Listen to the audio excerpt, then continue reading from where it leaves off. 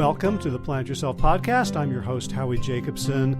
Excited to let you know that you can now pre-order my new book, You Can Change Other People, the 4 steps to help employees, colleagues, even family up their game. I wrote it with Peter Bregman, who is my coach teacher, my coaching mentor, and it's now available for pre-order. And when you pre-order, you get a whole bunch of fun, valuable bonuses, including 3 recorded demo conversations where we show you exactly how to go through the 4 steps with real people, and a 1-page cheat sheet so you can follow along.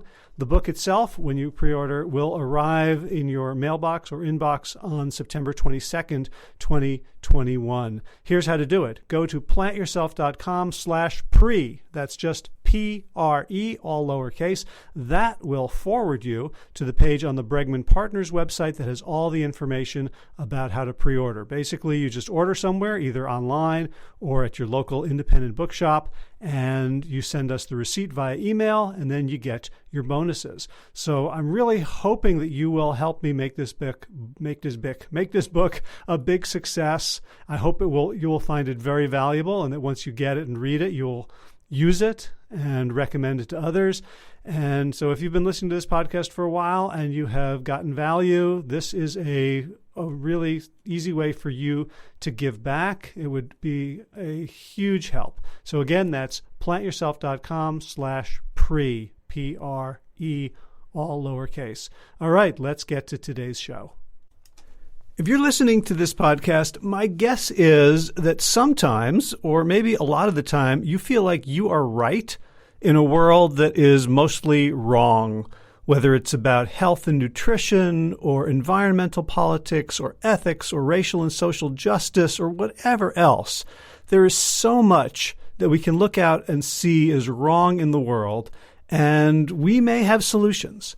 And the question is, how do we express those solutions, our opinions, our ideas, our suggestions for moving forward without alienating the people around us, and even more seriously, without getting them to dig in, getting the majority with these wrong ideas to become even more entrenched and more resistant and defensive.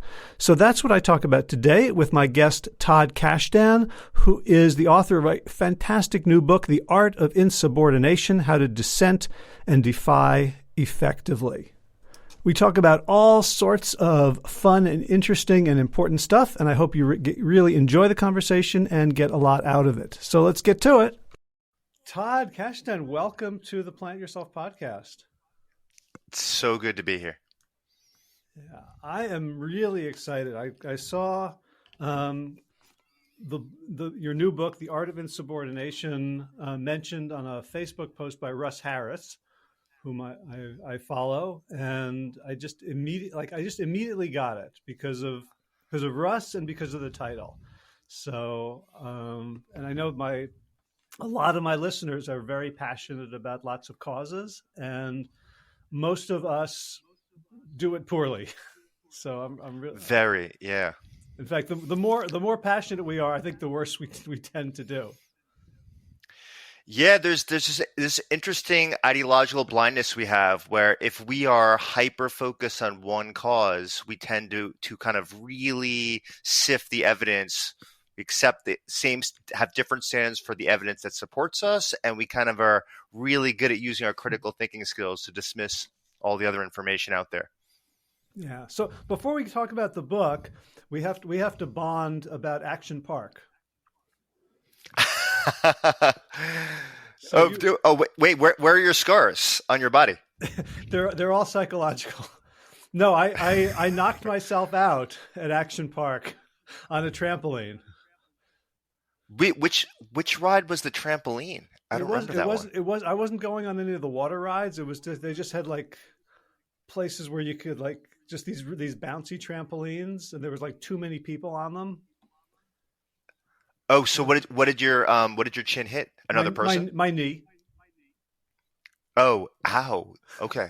So, I have permanent scars on my legs from the Alpine slide where, if your listeners have never been to the most dangerous adventure park in the 1980s, you're basically going down a go-kart with no engine and just a single joystick down asphalt and the asphalt is about 115 yards, and it's got hairpin turns, and so basically about 60% of people fly off of the asphalt, and the rocks aren't cleared away between the lanes of asphalt. So when you fall off the side of this alpine slide, you're basically hitting rocks.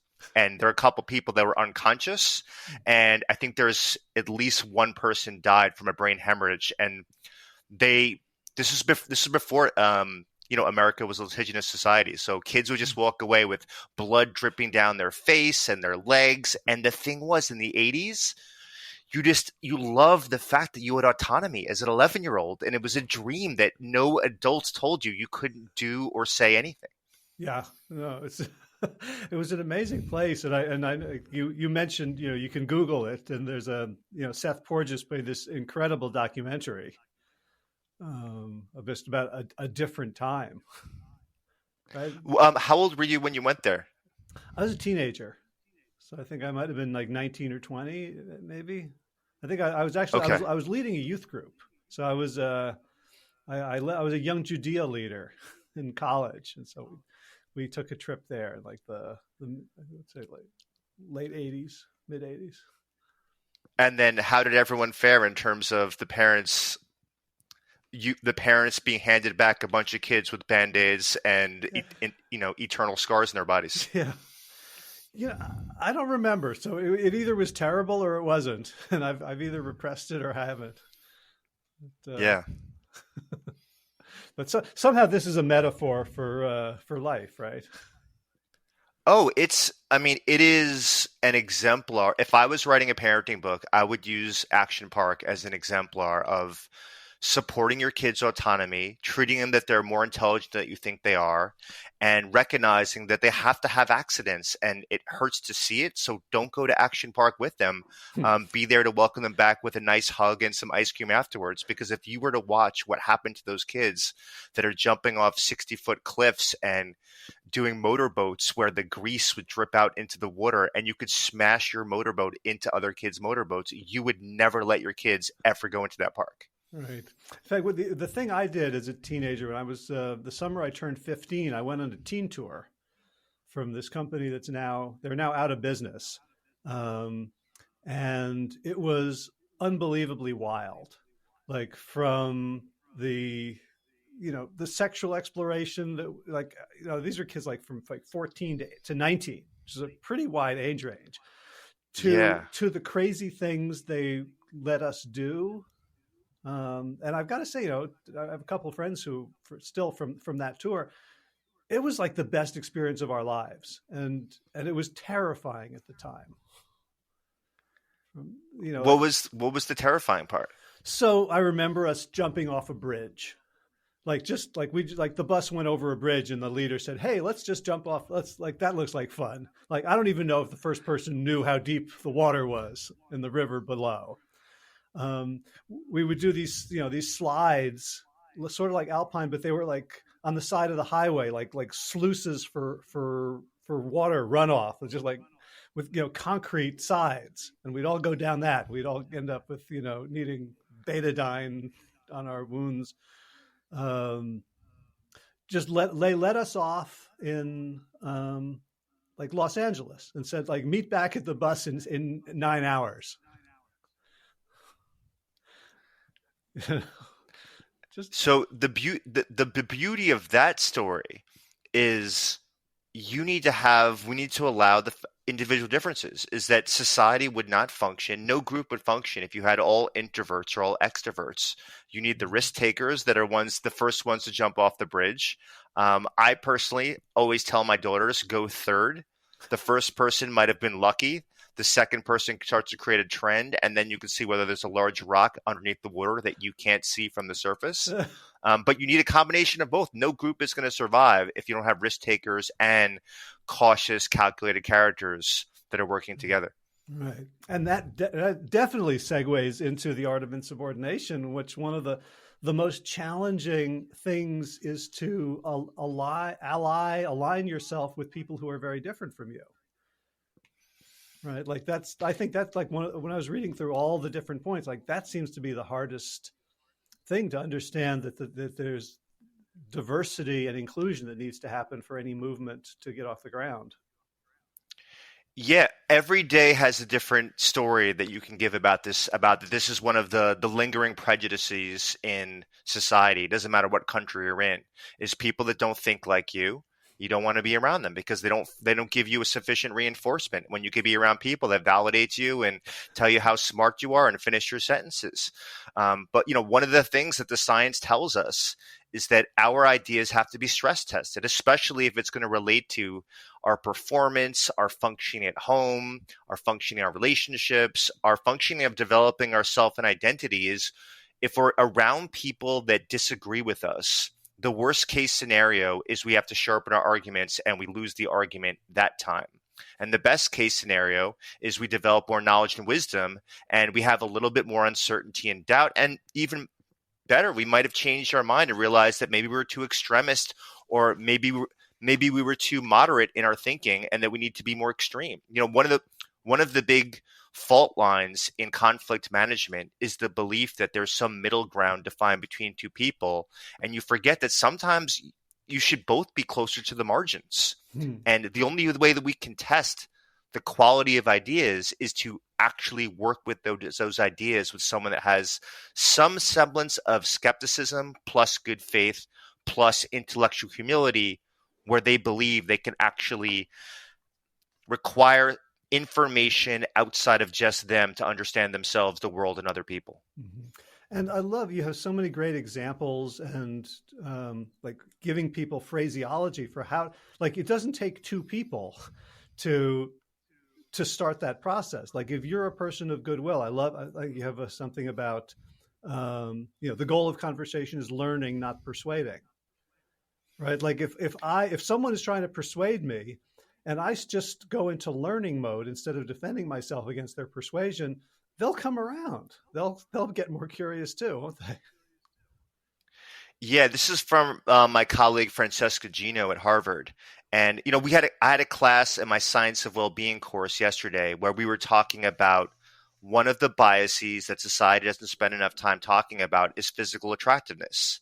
And one thing we know is that when we see beautiful people or even beautiful animals, deer, cats, dogs, that we impugn the rest of the world compared to them and view the beautiful people, that they're also morally righteous, they're ethical, they're good thinkers, they're good listeners. And we have this halo effect around beautiful people. And this has implications for hiring people, admissions, first interactions, first dates. And just because you're physically attractive, there's no correlation that you have a good ratio of, the width of your eyes and the length of space between your nose and your upper lip, that ratio, which is relevant to beauty, that has any correlation with intelligence or creativity or wisdom.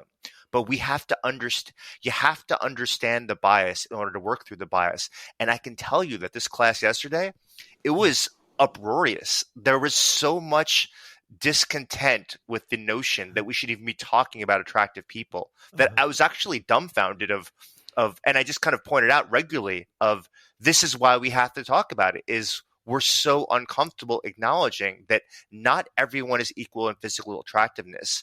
And yes, there are individual differences in what we find attractive, but we kind of know that Jared Leto is a really extremely good-looking guy and Beyonce is a really extremely good-looking woman. And we have these cultural factors, but we can acknowledge beauty when we see it, even if that's not for us. But if we don't address and acknowledge and talk about biases, then we can't alter the systems. And that's what this book's about. This book's about altering dysfunctional norms and systems. Yeah, but I want to get into the book, but back to this, like I've never talked about physical attractiveness in that way. And it's so obvious, but it's almost like it's harder to talk about that than to talk about, say, racial bias, because like people are very clear what race they are, right? Right. But like we're talking point. about physical attractiveness, and then I have to say, well, Todd, as a extremely physically attractive man with a very bald, like I'm awkward, like even wondering where I am on that scale, like let alone being able to talk about it usefully. Yeah. So Howie, you bring up a really good point, which is it's a good question of who can you address the physical attractiveness of the person. So you talking about yourself is going to be problematic. You talking directly to the person where you're evaluating them is problematic. But you talking about that there is something there, this proxy variable that we're using for something other than physical attractiveness to judge someone. So we're judging someone better or worse because of their physical attractiveness. That's something that I think that we should actually have a conversation about. And I know it's uncomfortable for organizations, especially in the business world, especially, in the educational world. But again, I have this belief that the only dangerous thoughts are the ones that we're not allowed to speak out loud, and then they become dangerous because they fester and kind of weaken the floorboards of society, and we don't even know it's happening. And what I want to live in is a society where someone can be a 3 and a 2 on a 10-point scale of physical attractiveness and feel pretty damn confident that it has been taken into consideration that will not be used against them, versus to live in a society where we can't address that conversation. Right. Sort of a Stephen Hawking world. Yeah, right. And Stephen Hawking, he was comfortable talking about anything. There's something about the neurodiversity. This is one of the strengths, getting back to the diversity issue with neurodiversity, is that these individuals, they are more pragmatic in their thinking, especially when you're in the higher end of, the autism spectrum. And the rest of the world really thinks very carefully about likability and social attractiveness. And so when these worlds meet, it's very challenging conversations for both those worlds. And I just don't think we're having enough sophisticated conversations about this, of someone that believes really strongly in William James' ethical concept of pragmatism, which is what is the behavior to choose now that will actually be functionally work towards the outcome we desire? Like, what will lead to the smartest person to be hired with the applicants that we have, versus an egalitarian person who believes that we have to think very carefully about the feelings, the thoughts, and the backgrounds of individuals, even though they may not be relevant directly to the work that we want to hire someone for. So those two people, neither one's wrong, but they're two philosophical frameworks. Mm-hmm. And as for the how, we can get into some of strategies, but there's no clear algorithm of how to get those two groups of people together to talk to each other on a hiring committee. Right. Funny. I just had a conversation with a friend of mine who's written a book on entrepreneurship, and he was sharing research on the makeup of successful and unsuccessful teams. And it turns out that the more diversity and inclusion of diversity there is in these teams, the more likely they are to come up with projects and organizations that succeed. So I think that maybe there's a way to square those the pragmatism versus egalitarianism to when we actually put it into practice, that they might be one and the same in certain cases.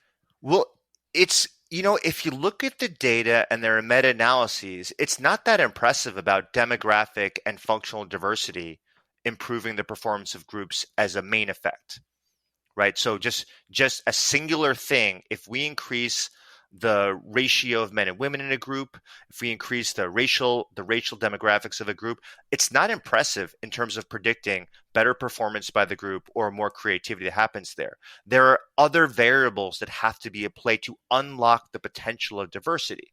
And one of those things is do we extract the unique information from those diverse individuals? Do we have a sufficient pool of people that are going to dissent from the status quo to actually bring creative ideas into the room? But it's not, we treat it as a simplistic main effect problem. Increased diversity, thumbs up, good things are going to happen. And one of the things that I really wanted to spend 6 years on is, well, what are the mechanisms that synergize the presence of diversity so good things happen versus bad things? Because we know that when you bring a diverse group in, there's a trade-off. One of the things that disappears is locomotion, which is the scientific term for the speed to which you are able to make decisions and actually meet your goals. That goes down. So, and we should be talking about that, because if we do believe that we should increase diversity, we have to be honest that it's not clear cut. It's not all positive outcomes across the board. What trade-offs are you willing to absorb and what's the exact outcomes that you want to obtain? Wow. Complicated stuff. I can see why it's taking you 6 years. Yeah, yeah, and it's why I like, meeting with you and hanging out here, is that I want to have these conversations so that other people can replicate them in their small groups. Right. So I do want to make sure we get into the book because it's so good.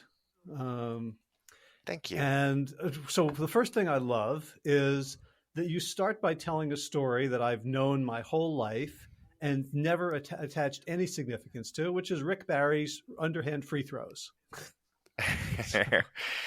So how did that come? First of all, how did that come to you as sort of an organizing metaphor for resistance to positive change? And maybe tell us the story as well.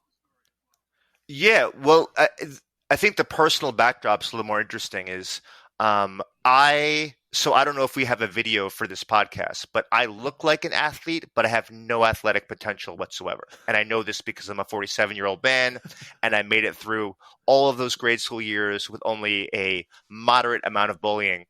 And I was regularly picked first for basketball games, for baseball games, for football games, because I just look like an athlete. How tall are you? And then this 5'10", 180, but I can bench press a lot and I can kind of lift a lot, throw big heavy things around. Okay. And so when you had the second game of basketball, I was always picked last or second to last because they realized, oh, that's a false positive, picking Todd for your team. That is not a good idea. And then this is much of my life. And so I tried a whole bunch of sports, sucked at baseball, sucked at basketball, sucked at football, sucked at lacrosse. And finally I found one sport where I could really throw myself into, and that was the shot put for track and field, because all you did was throw a big, huge 16-pound metal orb as far as possible. But it's been around for 2,000 years. Just we don't have any fans because it's for the outsider. It's a pretty boring biomechanical engineered task. When I tried to play basketball without having a dad growing up, I started throwing underhand because it's just a natural thing that kids do. They pick up a ball. Just watch any kid when you get off listening to this podcast. They don't throw overhand because it's such a complicated physical maneuver in terms of balancing your two hands, the physics in terms of the speed and trajectory and the angle that you have to throw the ball. Underhand, it goes in a complete nice ellipsis up slowly and then hits the rim, and it has a chance to bounce around a little bit. It has a greater chance of going through the net that happens there. And so watching it with myself, watching it with my 3 daughters, I just realized is that here you have a very functional strategy that will lead you to get the ball into the net far more often than throwing it overhand. And yet nobody does it. And there's all these professional athletes that are on record who would say that I throw better underhand. Statistically, it's proven. And I won't do it because I don't want to be seen as a wuss, a sissy, excuse my language. I don't want to be seen as a girl. And so these were the words that professional athletes use. They hired trainers to make them better. These trainers made them better. And if professional athletes who are paid to win games, get points, and have fans love them because they score a lot and they impress them by getting the ball in the net, if they're too afraid of doing it because of the fear of negative valuation, what a great indicator of how hard it is to deviate from what societal scripts say is the proper way to behave, or deviant or different ways of behaving. Yeah, it was, and then you have stories like Will Chamberlain tried it for a while and improved his performance, and I was trying to figure out, to put myself in the shoes of the professional athletes, what were the sort of in the moment vectors that were pushing them either towards or against. And it was like a little mystifying. So I've been watching, since I read that, I've been watching some games, and I've been watching the, I don't know if you've seen the HBO Max series about the Lakers winning time. Yeah. And I'm just watching these guys, and I'm yelling at them in your voice. Be a deviant, shoot underhand. You could change history. because many games are won or lost by 2 or 3 points, and so if someone misses 7 shots, but actually, Howie, I like the way that you're going with this, because one thing that I haven't spent much time about on this topic is what was in the column for the benefit of changing and continuing to shoot underhand. Like to what degree were they able to recognize the rewards? To what degree were people telling them the incentives of, hey, listen, if you're the scoring champion or in the top 10 of scoring this year, you're going to get $100,000 bonus. So there were financial incentives there. And were they encouraged? Were they discouraged? Did the manager, did the general manager of the organization, did their agent actually tell them, listen, it's more important to have social approval in the moment rather than playing the long game? Because this is one of the things about rebellions and about being progressive and trying to, pursue a movement. Can you absorb the friction and social persecution in the short term because you understand the prize, the long game? In this case, it's not really that much of a societally important good, but winning points and winning games, that's what's there for an athlete. But the analog is, if you're trying to reduce the degree to which animals are slaughtered in a way that has unnecessary pain for us to have hamburgers and hot dogs, and I guess chicken McNuggets aren't real food, then in this case, the outcome is a little bit more powerful, which is, how do we reduce the amount of suffering towards animals in terms of how we treat them? And how should we think about being a meat eater versus a vegetarian? So with that outcome, what short-term pain are individuals, are food companies, are shopping centers able to absorb for the long-term gain of having a society with less pain and less suffering? Yeah, and so the chapter 2 on system, we talk a lot about system justification theory, and like that kind of blew my mind. Partly because it was all new to me, and partly because it was not new to me. Right, like the idea that this sort of like, what's the problem with Kansas, or why do people vote against their self-interests, or why do Mexican Americans approve of Trump in the numbers which they do? Like, things that I look at and I say, well, that makes no sense, and yet like it's complex, right? Like why we resist things that why people resist things that to me is obvious it would make their lives better to embrace. Yeah, it's to me, the perplexing part is how often psychology is not brought into the picture as people try to make sense of this. Politicians and pundits are trying to say, why is it that people who are in lower income areas in the middle of the United States voting for government officials that are actually costing them money and costing them health care? And these are people, there are extremely high rates of obesity and diabetes and opioid addictions in some of these same counties, and they're voting for the exact government official that will not support them and helping them on those issues that will increase their health, their vitality, their happiness, and their longevity.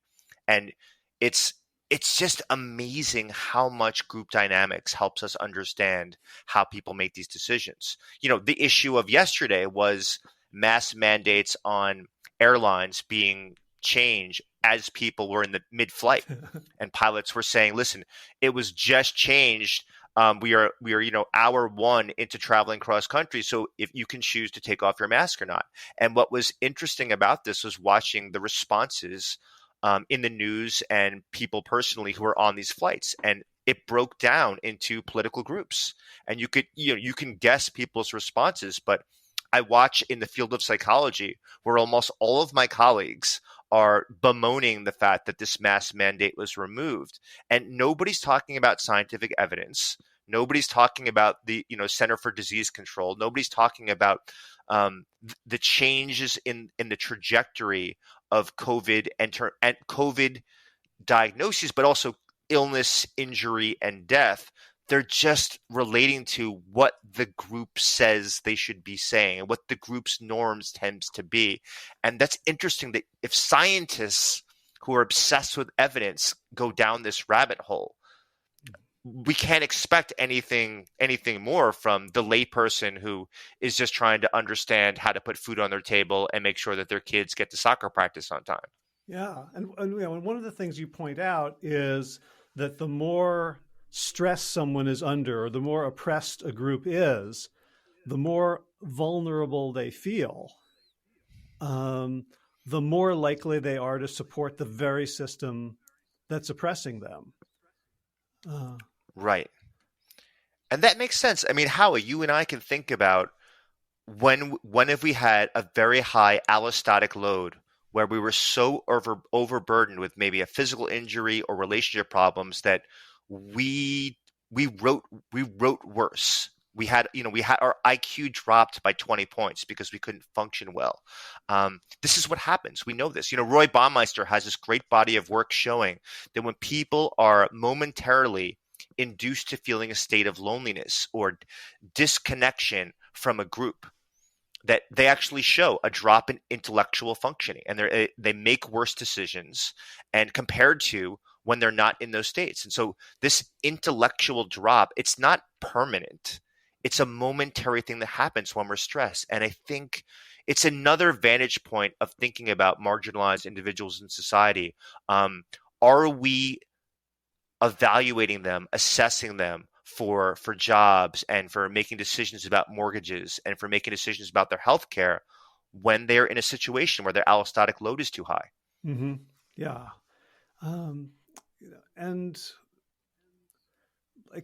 like part of me was, as I'm reading the book, I feel like I'm getting sort of hints as to your views on life. Like this is it's a manual that you could use for sort of changing in lots of different ways, but I feel like we're very kind of similar in sort of progressive views of things. And I started feeling more and more that there's something about our society that is like very happily creating this allostatic load to kind of keep people sort of consumer conformist, as opposed to the kind of proactive activists that we would theoretically want in a society to keep looking for, hey, how can we make things better? It's almost like whether it's a conspiracy or just a systematic outcome, that most people are too busy and sort of polyvagally,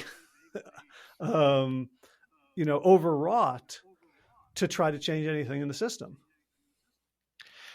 Yeah, I mean, one thing I think about having twin 15-year-old daughters and a 9-year-old daughter is here's a generation that's going to be digital natives. They didn't know anything that was pre-internet. And they've embraced full-heartedly, for all sorts of reasons, interacting online. And you could not have a more stressful environment than interacting with people online. Unless you say completely anodyne, bland comments, you are going to get so much friction, and your brain interprets it as if they're on your doorstep, face to face, pushing you in the chest, arguing with you. And that's how you respond physiologically.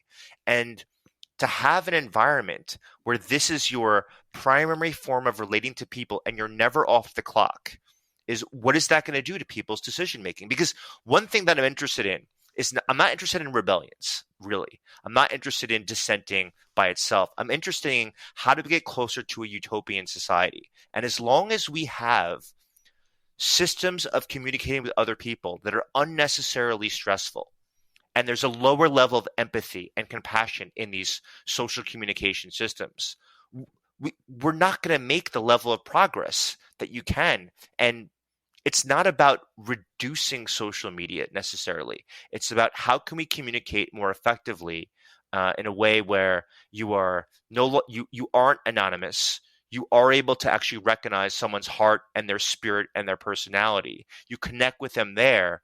You can communicate in a way where it's not about wit and speed. It's about, can I get your perspective and take that time, and I can ponder it and reflect on it before I have to offer a responsive comment. We don't have remotely systems in place for doing this. Even when you're having meetings at work or faculty meetings for me and in the academy, we don't allow what I think it's Robert Sternberg's called introverted learners. So they're not introverted. The introverted learner is someone that likes to acquire information in the moment, but information is overwhelming. So you don't often hear their thoughts. They often don't speak publicly or express themselves. They need an incubation period to process that information on their own, reflect on it, and then later will they have an opinion. You need to have meetings and systems. So here's to get the actionable advice where you have a second chance where you can say, hey, does anybody have residual thoughts or comments about our last meeting before you make a decision? What do? We make decisions in the first meeting. So the extroverted learners, the assertive people, and the people that don't have the high allostatic load, they're making all the decisions. But are those good qualities to predict that they make superior decisions than introverted learners and people that are stressed? I would say that the science says no. Yeah. So can you imagine a social media system that would encourage us to, know each other's hearts and allow time for reflection? Like, could you like reverse engineer a new kind of Facebook or Twitter that would do it? Do you know how much money I would make if I could actually do that right here on the fly? I think, one thought that I have for if Elon Musk is going to take over Twitter and modify these systems is, can you build in deliberate pauses, especially for people that are younger, in these systems? The idea of so you can imagine an algorithm, and everything will be imperfect. So please go nuts on attacking me online after you hear this podcast. So you can imagine is that you have to have process 3 bits of information from a person before you are allowed to respond when it ends up being a morally contentious issue. And you can see moral language or emotional language in people's communications that happen there. It just sets off a trigger. So tripwire, where you can't respond right off the bat. So you can't speak out of anger immediately, and you can't work off of indignation right off the bat. You actually have to have time to actually process some of that information. So just like Gmail now has a system, or these email servers, where you can ask for an email to be delivered 24 hours from now. It's a built-in tripwire to make sure that you don't send off that denunciating email to your boss because you hated what they said to you during a meeting. There's a way to not only allow that, but actually enforce that unless there's a reason to urgently override it. Right. I still miss, in person. And now that, the pandemic has waned, at least for a little while, seeing the difference in interaction between human beings gathering together. Like I've had groups, we've been meeting on Zoom for 2 years, and we just got together in person. And I think there's something significant about biology and olfactory and like just being fully human that I think it's often lost in sort of the techno utopianism that I often come across. Was there what sort of awkwardness did you experience or difficulties of like socializing in person and just sitting there in a conversation for such a long period of time? It was kind of a pretty deep retreat. So the awkwardness was kind of an important ingredient in it because like people it's very easy to be flippant. Like, how you doing? Great. How are you? Right? Is that even a question? Is it just a greeting? Oh, things are fine. Here's like, let's catch up. But when there's the awkwardness is kind of like, the sort of the 3-bit tripwire, it allowed people, one person started off the conversation by crying and saying, someone dear to her died. And that kind of it wasn't easy to escape. Right, on Zoom, I can either mentally escape, I can be like down in my email you don't even know, or I could even, hide my video and just put up an avatar and go do something else. But here we were kind of all sitting there with this woman's grief. And it was definitely awkward. And then people came up with their own like depth, right? It was pain, like everyone was pained in the moment. And it's hard to kind of be open that way and vulnerable, but the outcome was a group of people who felt deep love and allegiance to each other. Yeah, I love the way that you describe it. Is her describing her grief pulls for other people talking about their difficult experiences, and you can imagine, well, we know how often that analog does not happen translate into the online world, because the the online world version of that is you express your grief, you get 10,000 likes and comments, but it's not a back and forth exchange of sitting with someone and just offering your presence to be there. Like, offering a comment is not presence. You have to, like, look at them, recognize them, see them. Like, I can see you, and you could see that I'm seeing you. All of that perspective taking elements. I mean, that's what you need to not have an unnecessarily contentious conversation or an unnecessary levels of emotional avoidance. Yeah, and I know, in the book there were many, many moments where I felt like, oh, we're friends, because you like were vulnerable about something, and I was forming a relationship with you through it. Like when you're talking about, the stories that these issues that have been thorns in your side, and one way to separate from them is to give them a story name. And like, you talk about the story, what is it, the chocolate chip cookie? Yeah. Yeah. And I was like, oh, I mean, yeah, yeah. oh, like I just, like in the, even in the words in a book, because there was no like or comment required, I was able to sort of hold. And then I started thinking about, what are some of my stories? And it felt like we had a relationship, even though we didn't. No, we did. I mean, that's what I think. That I think the beauty of books is you get to download a great deal, if it's authentic, a great deal of someone's values, beliefs, and kind of their approach to living, as you described, and then it supercharges a relationship. I mean, I think it's one of the beautiful things about spending 200 pages formulating an idea. One thing that's been very reinforcing of that particular one is about, my body dysmorphia of I've got all these birthmarks and moles all over my body. And it was a big problem of me taking off my shirt and going to the beach when I was younger.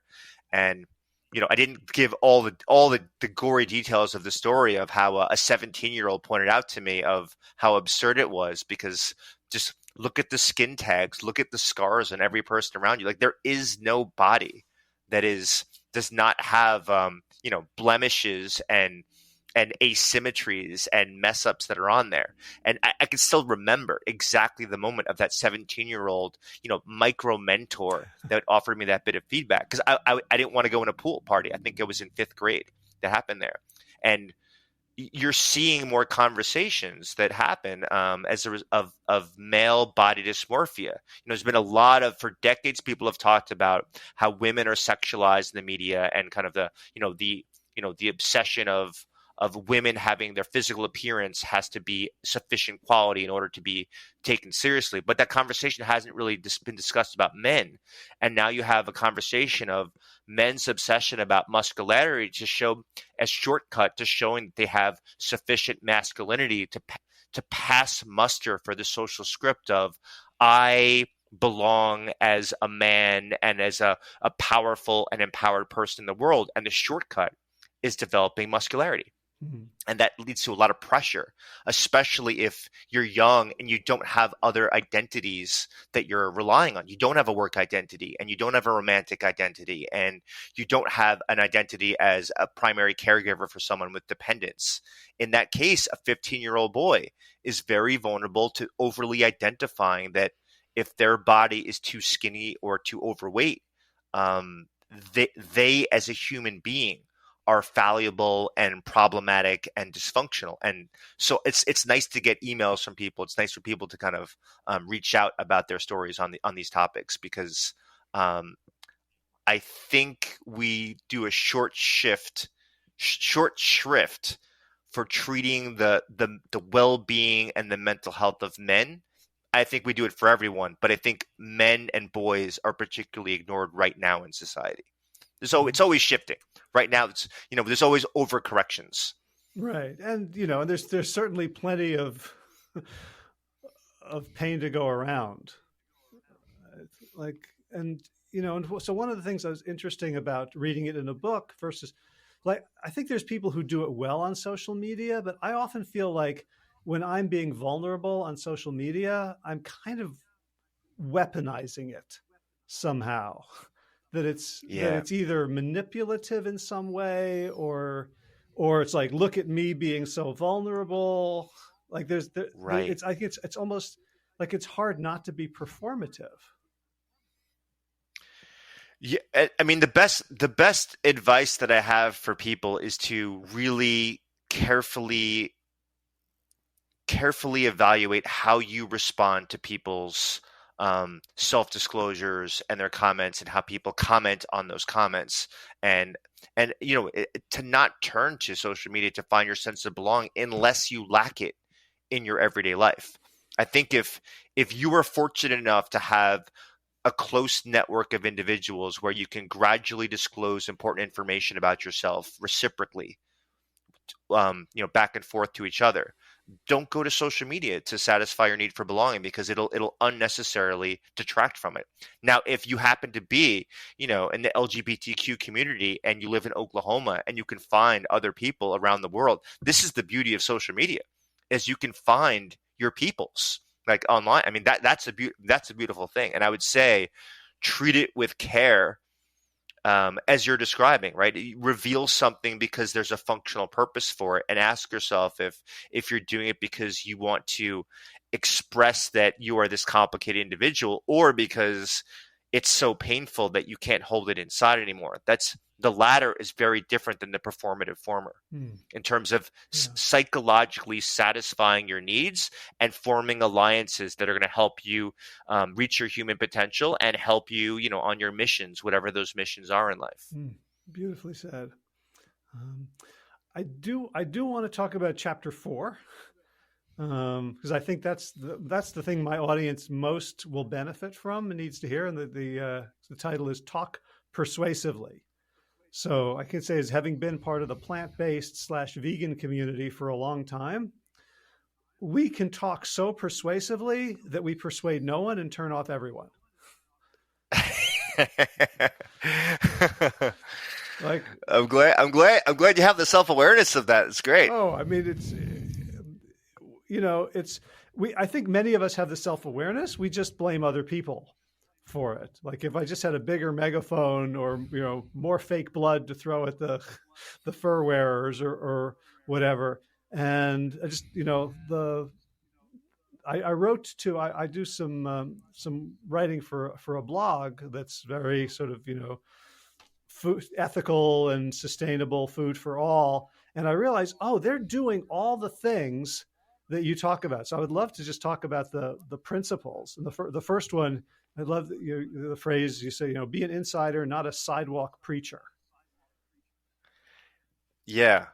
I mean, as you're saying that, I'm thinking about growing up in the 80s with PETA, and they liked to shock people by blowing up laboratories, and, as you're saying, going to a Paris fashion festival and throwing the fake blood on people who were wearing fur coats, and they got a lot of attention. And as you described, very few people were like, "Oh, that's an organization that I want to spend, I'm going to donate money to." I mean, you're already at the fashion festival, so what do you need my money for? I mean, let me go fund some orphans who live in Romania over PETA.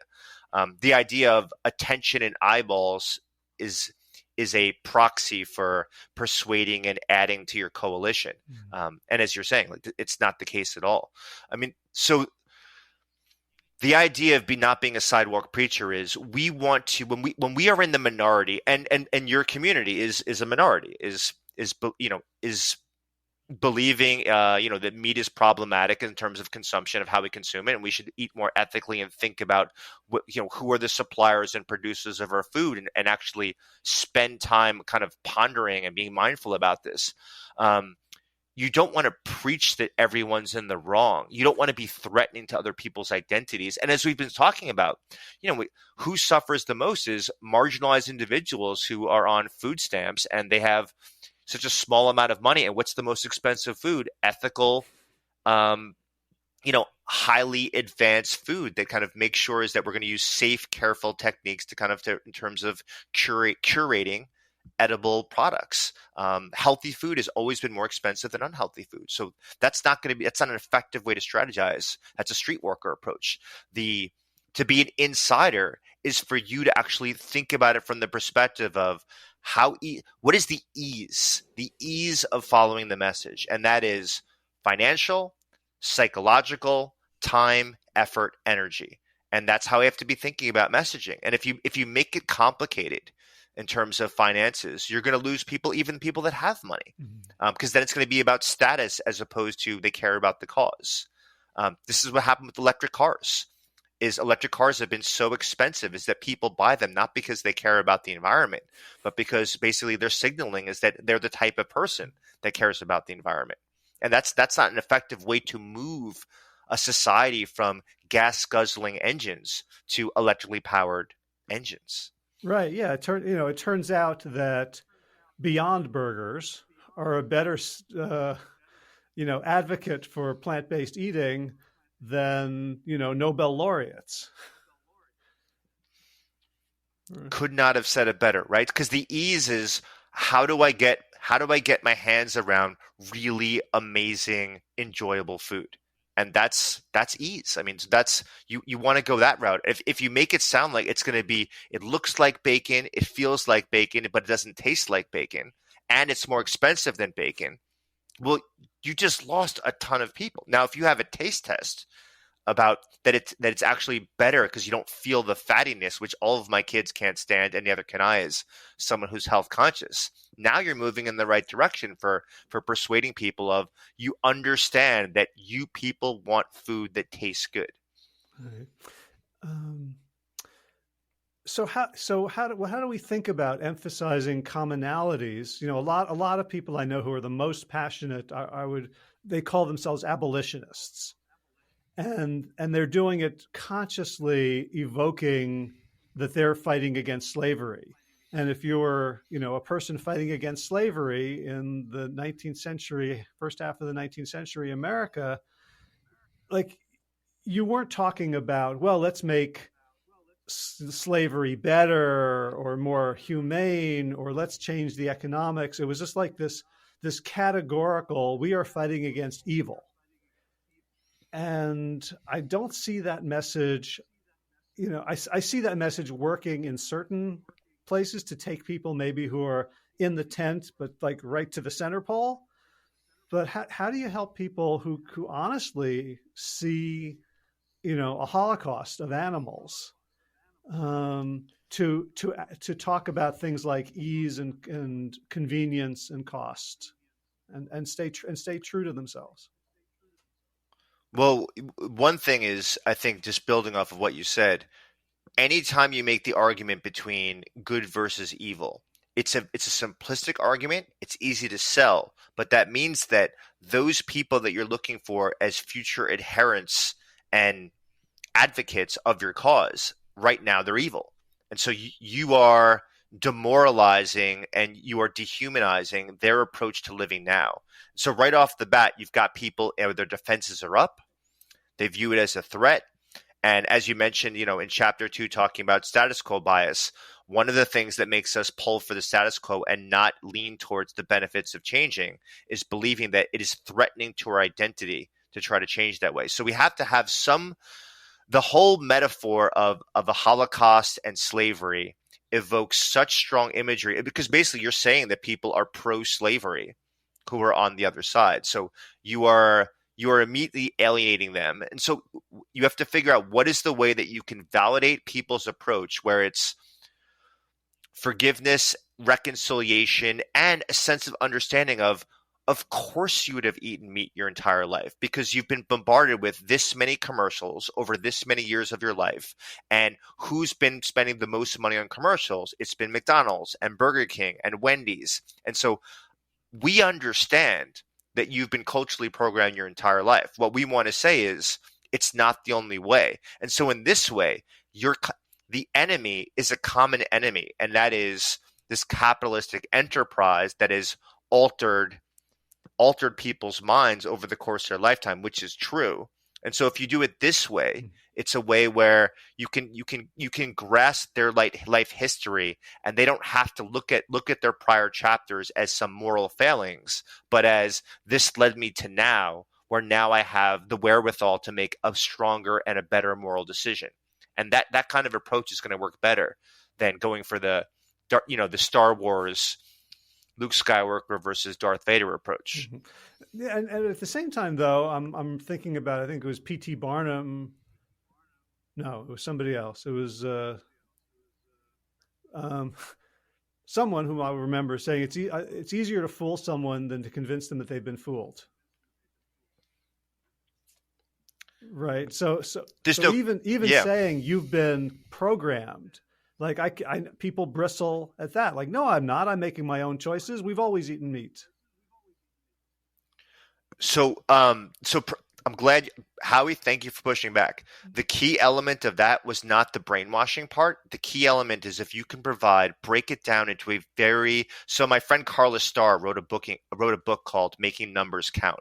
And she talks about you need to have a provocative metaphor of the numbers of just how many commercials that the average 30-year-old, 40-year-old has seen over their lifetime. And when you can break it down to the percentage of their lives that they have spent attending to these commercials, now all of a sudden it's like it comes to life. And you're not trying to sell this, whether there's a conspiracy or not of people trying to manipulate people. You're saying your physical vision has been exposed to this much information over the course of your lifetime.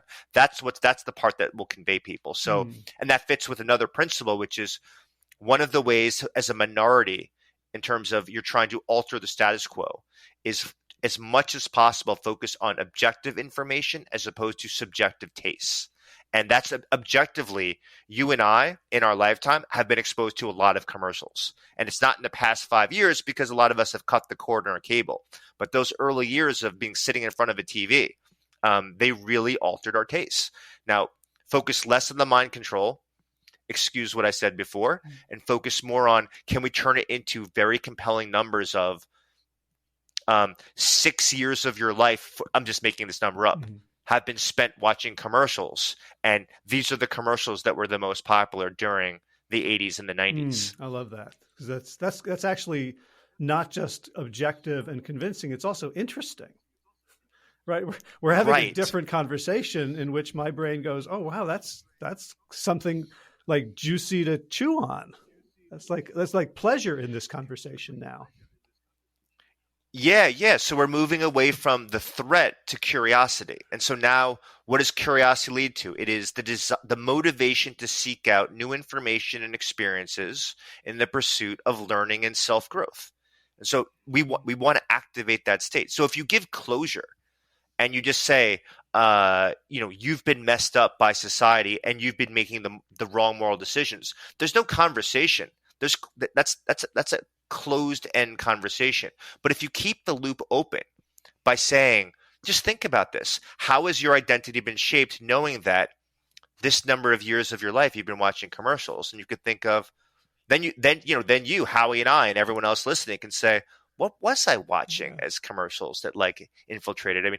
I mean, I know, for example, is that there were so many commercials from Toys R Us and KB Toy Store, and I always liked sports over toys, but man, was I pushed to buy toys all the time. Of for Christmas and for Hanukkah, it was you want toys under that tree. Well, what was the big deal about toys?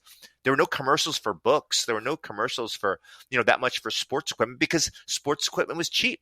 So that wasn't something that was kind of and there was no change in a baseball glove, and so companies didn't spend money on that. So what was it they were pulling? G.I. Joe figures, Transformers, GoBots, whatever is the new latest thing. Just keep on buying stuff. And so, like you said, there's an endless conversation about, what has my brain been sucked into, and where I lost free will for a good number of years. Right. And I'm just, as we're having this conversation, I'm thinking about all of the fast food ditties that I can remember.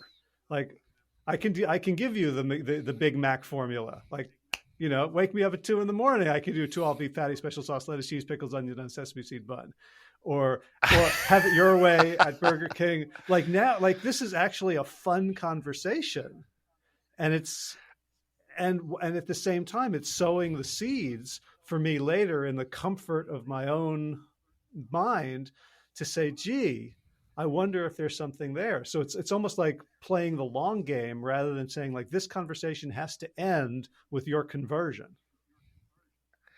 Right. By the way, your memory is fantastic compared to mine. I'm so jealous. Well, that's 10 years older. Yeah. I have 10 more years of McDonald's commercials. No. Still, no. It's impressive. You hit one of the other principles, which is when the majority tries to influence. So you think of like a Putin, think of a Biden, think of a Trump, right? Think of like whoever's, the CEO or the manager of the company that you work with. They can use their power to demand that you follow suit with them so they can get compliance. They can just say, listen, you know what? Everyone's going to work Wednesdays. We're now going to work 9 o'clock because that's when our clients tend to be there. You don't have much say. Now, you might not have converted your views to that, but you're definitely going to behave in a way that shows compliance because you want to keep your job. Now, the minority influence is a little bit different. If you don't have the numbers, the status, the power, or you're a marginalized group, when you're trying to influence people, you can't wield around power and force people. So one of the strategies is that it's always a long game with minority influence. And today's social activists don't understand this and don't appreciate this sufficiently, is that you can't change people by just forcing them off of a communication meeting, forcing them not to have conversations, forcing a publisher to say their book's not going to be published. As long as they exist and you make something, it's just book banning, conversation banning just makes things more seductive and persuasive. The strategy is to point out the frailties and the problems in that approach and realize that it's exactly what you said. You will do not expect conversion right off the bat. Sow the seeds. We call it the sleeper effect in science, is that you often see small alterations in behavior, not the thing that you were trying to change, but something adjacent. So as an example, the research shows that if you try to change people's views on abortion, it's very difficult because people have very strong views and they're very certain about their positions.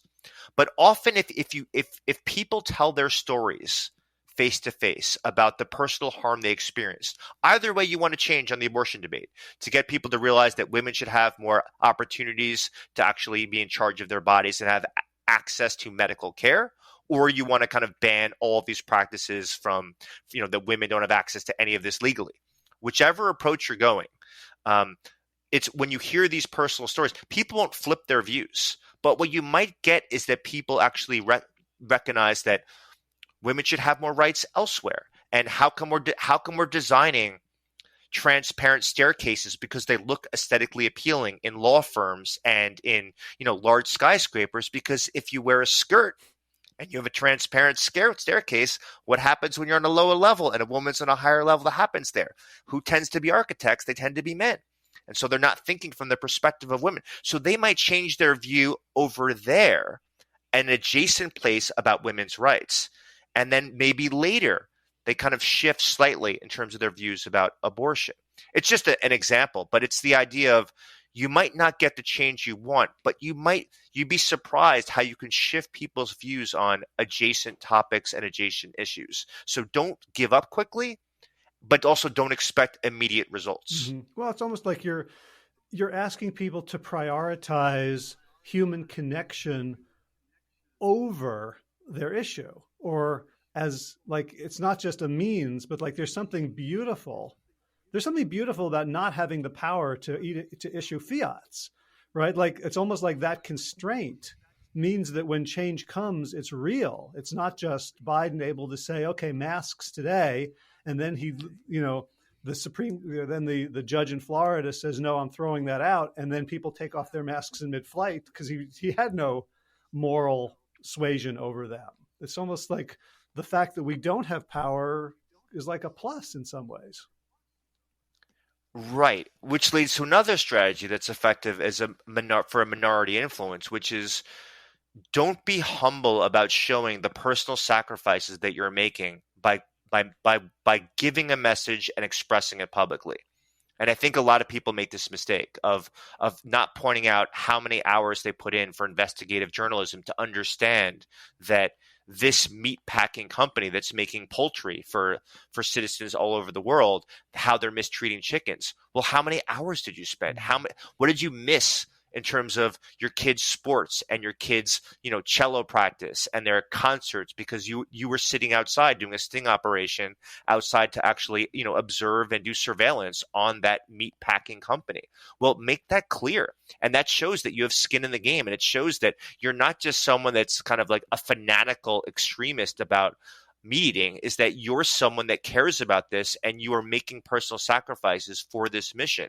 That makes you a compelling character. And it's like you said, because you lack the power and because you have to make those sacrifices and you don't have the money to hire an au pair to watch your kids while you're doing this, and you're taking a hit on your paycheck to pay for babysitters, that says, oh, I should listen to you. Like it's like you took on a third job because you care so much about this issue. You are worthy of my attention and you've gained my receptive audience. Yeah, and that helped me understand. So, I partner with, help out the Food Revolution Network, which was started by John Robbins, who is the heir to the Baskin-Robbins fortune. And he walked away from it in his 20s and, became a hippie essentially and moved to a little island. And that became that they keep telling that story in their branding and messaging, and made me sort of understand like the power of the story isn't just, oh, that's interesting or cool, but it's really about like signaling like this guy sacrificed everything. He grew up with an ice cream cone shaped swimming pool in his backyard. And here he is trying to grow his own kale from seed on an island off of British Columbia. Wait, is that true that the owner of Baskin-Robbins had an ice cream shaped swimming pool? Yeah. I'm gonna have to look. I want to see a picture of what that looks like. That's there's an aerial photo. Yeah. No. Yeah. I think just again, we have to have the self-awareness to see what autobiographical stories and biographical stories are we most attracted to, and we love the the first immigrant story, and we love the first generation college student, and we love the entrepreneur that had dyslexia and couldn't graduate high school. Like, we love these stories. These stories, what do they have in common? They have, failings, and they have errors, and they have, false negatives that in those stories where these were people that were misidentified as someone didn't have high quality potential, and they ended up being successful. And so if we deconstruct what stories work for us, we can use those same tactics to improve the way that we do storytelling. Yep.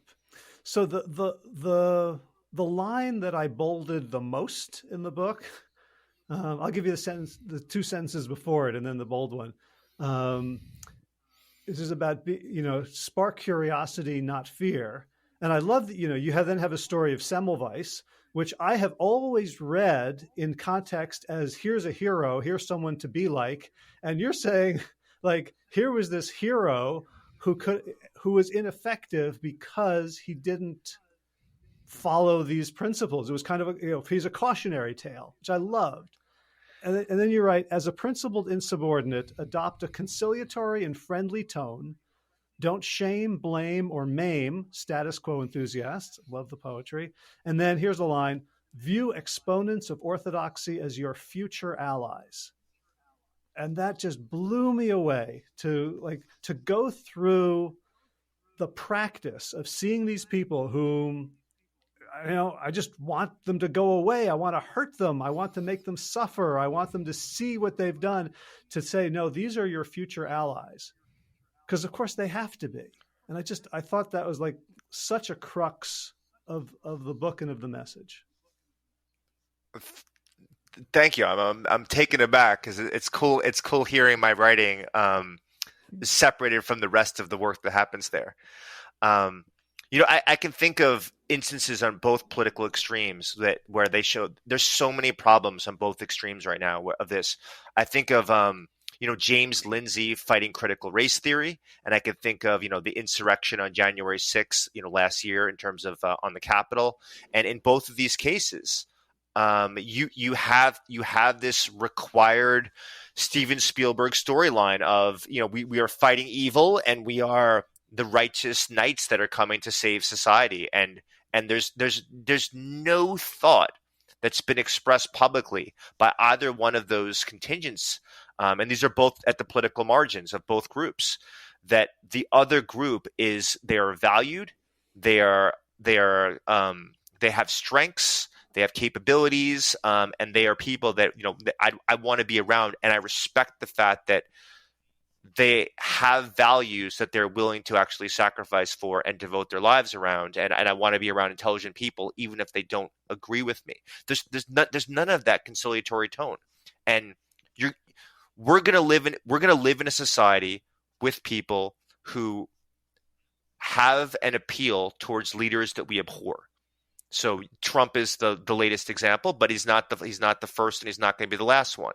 And one of the things I've been fighting at George Mason University, my own home turf, is where else would we want these students who are pro-Trump to go than to come to a university and be there? And it was such a strong message that we abhor anyone that supports Trump. And I view it of, you want education. You want them to be in a classroom where they're having constructive debates and they're listening to the other side. And there's a set of principles in terms of you don't talk the entire time and you're going to hear what other people have to say, and you have to allow criticism and think about the flaws in your arguments. Where else would you want them to go? I don't want them to be radicalized and end up having stronger, more extreme beliefs. I want them to think about how they figure out what questions need to be considered in society, what are the problems in society that are worth fighting for, and then what solutions, thinking flexibly, are available, including my first, second, third, 10th, 20th possibilities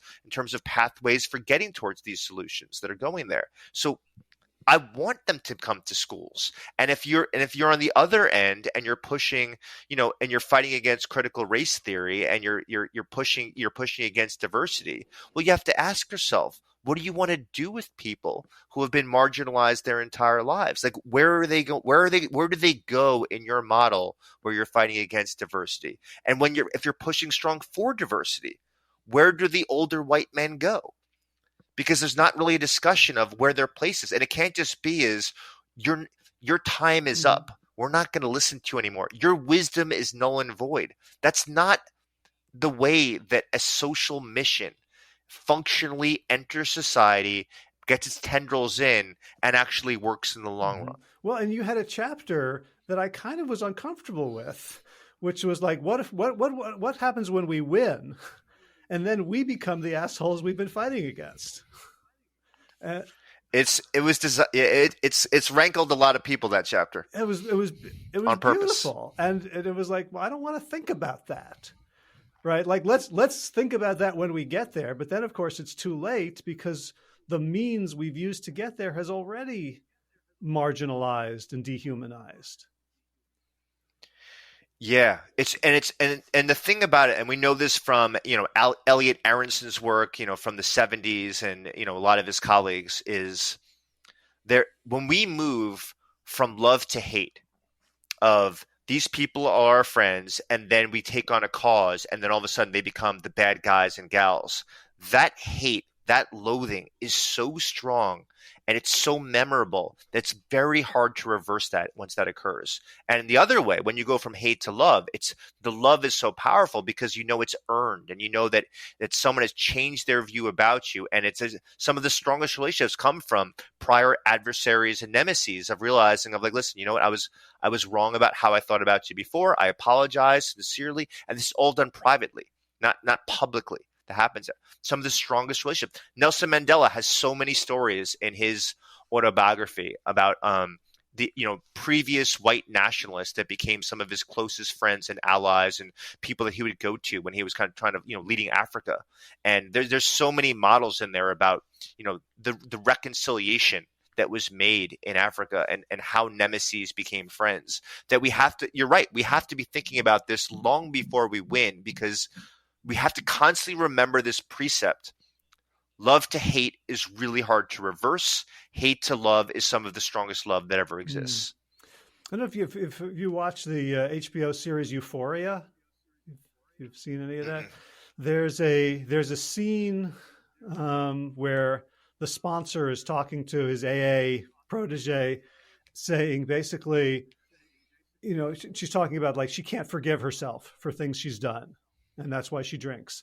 And saying like we live in a society in which we're not supposed to forgive anybody else. Like people says like if we live that way, if we create a society where people are irredeemable, then nobody's going to want to be redeemed.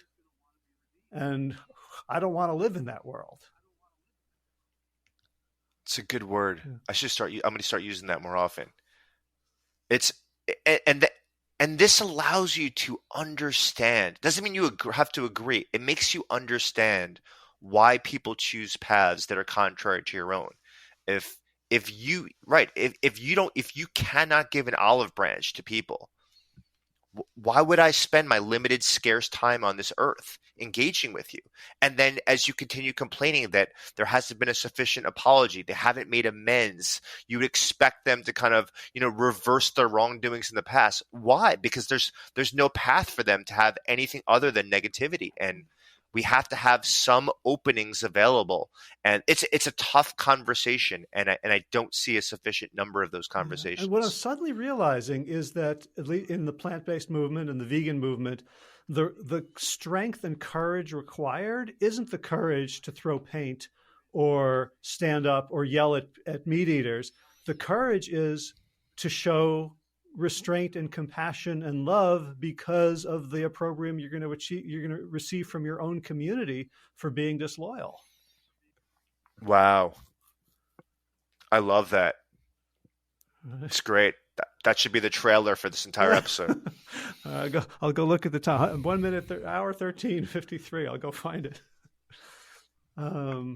Wow, we've been talking a long time, and I want to be conscious of your time. You agreed to an hour, and it's flown by for me. This has been so much fun.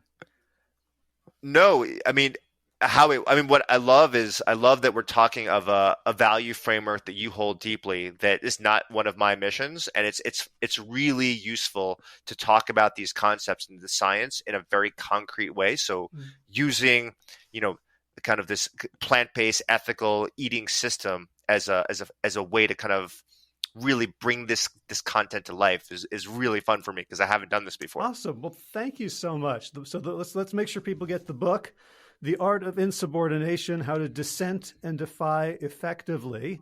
Absolutely, everyone who cares about the world should get it, because it's just so practical. It's just going to give you tools and words to use that are just going to like cut like hot knife through vegan butter. And where can people, you've written a whole bunch of other books that we haven't talked about, and you're clearly, engaged in ongoing research. Where can people kind of follow your career and your thoughts? I just opened a Substack newsletter this week, and you can find everything off my website, toddkashdan.com. Okay. Great. Is it a free or a paid Substack?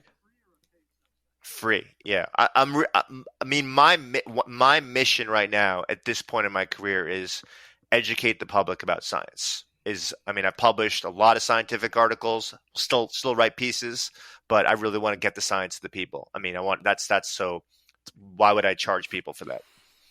Awesome. So I will go find that. I'll put a link in the show notes. And such a pleasure to meet you. And oh, same here. So thank you so much for taking the time and for all the work you do. I appreciate it. And thanks for the kind words about the book. It's a very lonely endeavor trying to put one of these babies together. And I'll say one other thing, which is we didn't talk about it at all, but The Matrix is one of the most fucking useful things I have ever read, and it's already changed my coaching practice. Like this is so, and so we're not even going to like tease it for people, but just the matrix that you have, the 4 quadrants, like has made me much more powerful in how I help people decide what they want to do and then go about doing it. Oh, I appreciate that. I mean, it's building off the shoulders of a lot of great scientists that are all in the endnotes. Yep, and that's and you're very upfront about where you get your material, and it's part of the process of like being objective, saying like, here's what it doesn't weaken you to say, here's all the great people I got this from, right? It actually strengthens you and your credibility. So it's a great modeling. Yeah. I mean, if anything, we should be skeptical of people who say that they created a new uniform theory of physics and it's not based on anything that anyone has done before. I mean, you look for the strands of wise men and women that people built their ideas on is something that I tell my students all the time. Beautiful. So a lot of my ideas come from Todd Kashdan. So I appreciate it. I appreciate getting to know you a little bit, and I hope we can continue to have conversations because this has been really eye-opening and fun. Appreciate it. Thank you. Same. Be well. And that's a wrap. So if you want more about Todd, you can find it at the show notes for today's episode, which is plantyourself.com/514, 514. Plantyourself.com/514. I'm recording this a week in advance because I've got a bunch of things coming up, so I'm getting a few in the can. So I don't have any exciting new movement news or garden news. I'm sure there will be, but you're not going to know what it is for a couple of weeks now. So I hope you can live with the uncertainty and suspense. And I'll see you again next week. All right, time for thanks. Thanks to Will Ridenauer for allowing me to use his beautiful song Sabali Dawn, The Dance of Peace. You can find more of Will's music at his website, willridenauer.com. And of course, thanks to all of you Plant Yourself podcast patrons. Kim Harrison, Lynn McClellan, Brittany Porter, Dominic Maurer, Barbara Whitney, Tammy Black, Amy Good, Amanda Hatherley, Mary Jane Wheeler, Ellen Kennelly, Melissa Cobb, Rachel Behrens, Tina Scharf, Tina Ahern, Jen Filkinovsky, David Bizek, The Mysterious Michelle X, Elsbeth Feldman, Leah Stoller, Alan Christensen, Colleen Peck, Michelle Landry, Josina, Sarah Durkis, Kelly Cameron, Janet Selby, Claire Adams, Tom Franzek, Jeanette Bennett, Gila Sert, David Donahue, Blair Cyber, Dorona Vizov, Gio and Carolyn Argentati, Jody Friesner, Misha Rosen, Michael Warbeck, Aviva Lael, Alicia Lemus, Val Linneman, Nick Harper, Bandana Chawley, Molly Levine, The Inscrutable Harry R., Susan Laverty, The Panda Vegan, Craig Kovic, Adam Scharf, Karen Burry, Heather Morgan, Nigel Davies, Marion Blum, Teresa Copel, Julian Watkins, Breed O'Connell, Sharon Hirschman, Linda Ayat, Holm Hedegaard, Isa Tuzinwa, Connie Hainline, Aaron Greer, Alicia Davis, Heather O'Connor, Carolyn Jensen, Sherry Olakoski of Plant Powered for Health, Karen Smith, Scott Marani, Karen and Joe Crabtree, Kirby Burton, Teresa Carell, Kevin McCauley, Elizabeth Rothschild, Ann Jesse, Cheryl Dwyer, Jenny Hazelton, Peter W. Evans, Dennis Bird, Darby Kelly, Laurie Fanny, Linnea Lundquist, Emily Iconelli, Levy Wallach, Rosamund McAtee, Dan Picorni, Stephen Leenan, Patty DiMartino, Mike and Donna Kartz, Deanne Bishop, Bilberry Elf, Marjorie Lewis, Tricia Adams, Nancy Sheldon, Lindsay Bayshore, Gunmarie Hagan, Tracy Gullidge, Laura Heaton, Meg from Mama Says, Stacey Stokes, Ben Savage, Michael Kay, David Hughes, Connie Rogers, Claire England, Sally Robertson, Paranganchi, Amy Daly, Brian Tourville, Mark Jeffrey Johnson, Josie Dempsey, Karen Schmidt, Pamela Hayden, Emily Perryman, Allison Corbett, Richard Stone, Lauren Vaught of Edible Musings, Aaron Hasty, Sean Owen, Sagar Naik, Erica Piedra, Danielle Roberts, Michael Lushton, Sarah Johnson, Catherine Floyd, for your generous support of the podcast. That's it for now. As always, be well, my friends.